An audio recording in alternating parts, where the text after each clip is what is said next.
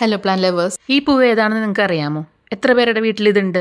നമ്മളിൽ എത്ര പേർക്ക് ഈ പൂവ് പരിചിതമാണെന്ന് എനിക്കറിയില്ല. ഇത് എനിക്കും അത്ര വലിയ പരിചയമൊന്നും ഇല്ലാതിരുന്ന ഒരു പൂവാണ്. തീർത്തും ഒരു പുതിയ എക്സ്പീരിയൻസ്. അതുകൊണ്ട് തന്നെ ഈ ഒരു സ്പെഷ്യൽ ഫീലിംഗ് നിങ്ങളായിട്ടൊന്ന് ഷെയർ ചെയ്യുന്നു. ഒരുപാട് കളർ റേഞ്ചിൽ ഈ പ്ലാന്റ്സ് ഉണ്ട്. അതുകൊണ്ട് തന്നെ ഇതിന്റെ സീഡിലും കയ്യിൽ കിട്ടിയപ്പോൾ ഇത് നമുക്ക് ഇണങ്ങി കിട്ടുകയാണെന്നുണ്ടെങ്കിൽ ഏത് കളറിലായിരിക്കും ഇത് വിരിയുക എന്നറിയാൻ ഒരു ക്യൂരിയോസിറ്റി ഉണ്ടായിരുന്നു. 2 പ്ലാന്റാണ് നമുക്ക് പിടിച്ചു കിട്ടിയത്. അതിൽ ആദ്യത്തെ പ്ലാന്റിലെ മുട്ട ഒന്ന് വലുതായി വന്നപ്പോൾ തന്നെ ഏകദേശം ഒരു യെല്ലോ ഷെയ്ഡൊക്കെ കിട്ടിയപ്പോൾ ഞാൻ കരുതി അടുത്തതിലെങ്കിലും വേറെ ഷെയ്ഡ് ആയിരിക്കണേന്ന്. പക്ഷെ എന്താ, രണ്ടിലും വിരിഞ്ഞത് ഒരേ പൂ തന്നെയാണ്, ഒരേ കളർ. രണ്ടും യെല്ലോ വൈറ്റ് കോമ്പിനേഷനിലാണ് നമുക്ക് വിരിഞ്ഞ് കിട്ടിയത്. നല്ല ഭംഗിയാണ് കേട്ടോ കാണാനായിട്ട്. ഒരിക്കലും ഞാനിത് എക്സ്പെക്ട് ചെയ്തിട്ടുണ്ടായില്ല. കാരണം എന്ന് വെച്ചാൽ അറിയില്ല ഇതിനെ പറ്റിയിട്ട് എങ്ങനെയായിരിക്കുമെന്ന്. കണ്ടപ്പോൾ ഭയങ്കരമായിട്ട് ഇഷ്ടപ്പെട്ടു. ഈ പൂവിൻ്റെ സ്ട്രക്ചറിനെ പറ്റി ഞാൻ അറിഞ്ഞൊരു കാര്യം പറഞ്ഞു തരട്ടെ. ഈ പൂവിൽ വലിയ 2 ഇതളുകളുണ്ട്. അതായത് അപ്പർ ജോയും ലോവർ ജോയും ഉണ്ട്. ഈ പൂവ് വിരിഞ്ഞ് കഴിഞ്ഞു കഴിഞ്ഞാലും ഇതൊന്ന് ഓപ്പൺ ചെയ്ത് അതിൻ്റെ അകത്തേക്ക് പോളിനേഷന് വേണ്ടിയിട്ട് ഏതെങ്കിലും ജീവിക്ക് കയറണം എന്നുണ്ടെങ്കിൽ കുറച്ച് സ്ട്രെങ്ത് വേണം. അപ്പോൾ ചെറിയ പ്രാണികൾക്കൊന്നും ഇതിലേക്ക് അകത്തേക്ക് കയറിപ്പോകാൻ പറ്റില്ല.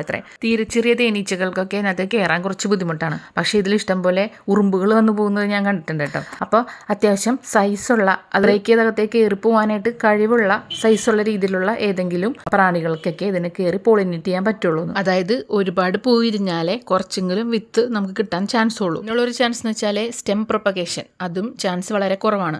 അതുകൊണ്ട് തന്നെ കയ്യിലുള്ള പ്ലാന്റ് പോകാതെ നോക്കുക. പോയി കഴിഞ്ഞിട്ടുണ്ടെങ്കിൽ പിന്നെ നമുക്ക് ഭാഗ്യം പോലെ ഇരിക്കും അതിൻ്റെ പുതിയ കട്ടിങ്സോ അല്ലെങ്കിൽ സീഡെല്ലാം പിടിച്ച് കിട്ടുമോ എന്ന് അറിയാനായിട്ട്. അപ്പോൾ പിന്നെ പുതിയ സെറ്റ് സീഡ്ലിങ് വാങ്ങുക, അതേ ഉള്ളൂ. അപ്പോൾ നമ്മുടെ പ്ലാന്റ് സെല്ലർ പറഞ്ഞതും ഈ സീഡ് കുറച്ച് കോസ്റ്റ്ലിയാണ്, എപ്പോഴും കിട്ടില്ലെന്നാണ്. കാരണം നമ്മുടെ കൂടെയുള്ള ആളെ കുറച്ച് വേപ്പിയാണ് നമുക്ക് മനസ്സിലായത്. So handle with care. പക്ഷേ ഇതിൽ സീഡ്സ് ഉണ്ടാകാൻ ഒരു ചാൻസ് ഞാൻ കാണുന്നുണ്ട്. കാരണം ഉറുമ്പുകൾ കയറി ഇറങ്ങി നടക്കുന്നുണ്ട്. പരാഗണം അവരെ കൊണ്ട് നടത്താമല്ലോ. ഈ പ്ലാന്റിൻ്റെ സീഡ്ലിംഗ് ടു ഫ്ലവറിംഗ് ജേണി എനിക്ക് ശരിക്കും ഒരു മാജിക്കലായിട്ട് ഫീൽ ചെയ്തിരുന്നു. നമ്മൾ ഇന്നേ വരെ കണ്ടിട്ടില്ലാത്തൊരു പ്ലാന്റ് ആയതുകൊണ്ട് ഒരു പ്രതീക്ഷയില്ലാതെയാണ് നമ്മളിത് വാങ്ങിയത്. ശരിക്കും പറഞ്ഞാൽ ഈ പ്ലാന്റിനല്ല, വേറെ പെറ്റൂണിയുടെ കുറച്ച് പ്ലാന്റ്സ് വേണ്ടിയിട്ട് ഞാൻ ഓൺലൈൻ ഒരു സെല്ലറിൻ്റെ കാറ്റലോഗ് നോക്കിയപ്പോഴാണ് ഈ പ്ലാന്റ് കണ്ടത്. അങ്ങനെ ജസ്റ്റ് ഒന്ന് ട്രയൽ എന്നുള്ള രീതിയിൽ വാങ്ങി നോക്കിയൊരു പർച്ചേസ് ആയിരുന്നത്. മറ്റേ പ്ലാന്റ്സ് എല്ലാം എൻ്റെ കയ്യിൽ നിന്ന് പോയി. ഈ 2 പ്ലാന്റ് മാത്രം പിടിച്ചു കിട്ടി. ഒരു 5 സീഡ്ലിംഗിൽ 5 കളർ എന്നുള്ള രീതിയിലാണ് നമുക്ക് അയച്ചു തന്നത്. ഇതിന്റെ കോമൺ നെയിം സ്നാപ് ഡ്രാഗൺ എന്നാണ്. നല്ല ടോളായിട്ട് വളരുന്ന പ്ലാന്റ്സ് ഉണ്ട്, ഇതേപോലെ ഷോർട്ടായിട്ട് ചട്ടികൾ വളരുന്നതുണ്ട്. നമ്മുടെ നാട്ടിലെ അത്ര കോമൺ അല്ല എന്ന് എനിക്ക് തോന്നുന്നു. എനിക്കറിയില്ലാത്തതുകൊണ്ടാണെന്ന് അറിയില്ല. നിങ്ങൾക്കൊക്കെ ചിലപ്പോൾ പ്ലാന്റ് അറിയായിരിക്കാം. വീട്ടിലുള്ളവരെ എന്തായാലും കമന്റ് ചെയ്യുക, വീട്ടിലുള്ള കളർ കമന്റ് ചെയ്യുക. നോർമൽ ഗാർഡൻ സോയിലിൽ കുറച്ച് ചാണകപ്പൊടിയൊക്കെ മിക്സ് ചെയ്തിട്ടാണ് ഞാനിത് നട്ടത്. ഓവർ വാട്ടർ ചെയ്തിരുന്നില്ല. ഇങ്ങനെ ഡ്രൈ ആയി കാണുമ്പോൾ മാത്രം വെള്ളം ഒഴിക്കുകയാണ് ചെയ്തിരുന്നത്. ഇതിന് അധികം വലിയ കെയർ ഒന്നും വേണ്ടെന്നാണ് ഞാൻ സെർച്ച് ചെയ്തപ്പോൾ കണ്ടത്. ഒരേപോലെ തന്നെ വളർത്തിയിരുന്നതാണ് 5 പ്ലാന്റെങ്കിലും 3 പോയി. പക്ഷേ എൻ്റെ റീസൺ എനിക്ക് പറഞ്ഞുതരാൻ അറിയില്ല എന്താണെന്നുള്ളത്. ഷെയ്ഡിലിരുന്ന സമയത്തും ഇതിന് നല്ല പച്ചപ്പൊക്കെ ഉണ്ടായിരുന്നു. പക്ഷേ വെയിലത്തേക്ക് മാറ്റി വെച്ച് കഴിഞ്ഞപ്പോഴാണ്, ഡയറക്റ്റ് സൺലൈറ്റ് കിട്ടി തുടങ്ങിയപ്പോഴാണ് മുട്ട് വന്നത്.